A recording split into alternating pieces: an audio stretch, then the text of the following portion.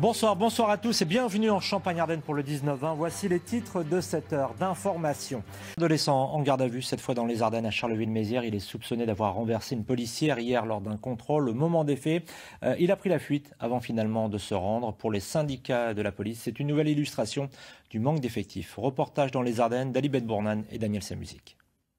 Ce matin, les enquêteurs ont effectué de nouvelles constatations à quelques mètres du palais de justice de Charleville-Mézières. C'est donc ici que ce que l'on peut qualifier de véritable agression a donc eu lieu hier vers les 18h.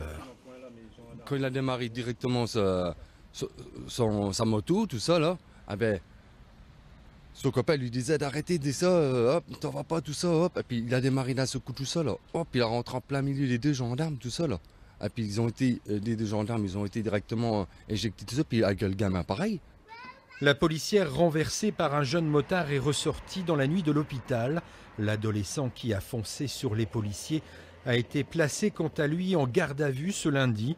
Mais du côté du commissariat, ce fait divers, c'est peut-être celui de trop qui suit d'autres événements.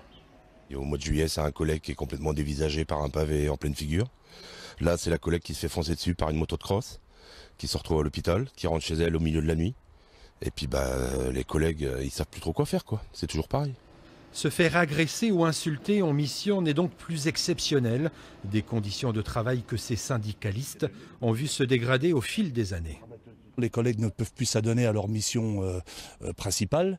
On leur demande de faire tout et bien, ce qu'ils font d'ailleurs. On a même la chance d'avoir des fonctionnaires de police très motivés et très consciencieux de leur mission.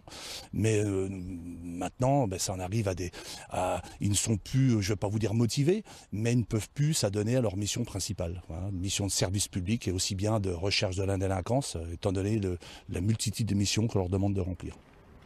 Que ce soit à Charleville-Mézières ou Sedan, les deux principales villes des Ardennes, les policiers y travaillent selon eux en sous-effectif, une réalité que tous les syndicats de la police dénoncent d'ailleurs.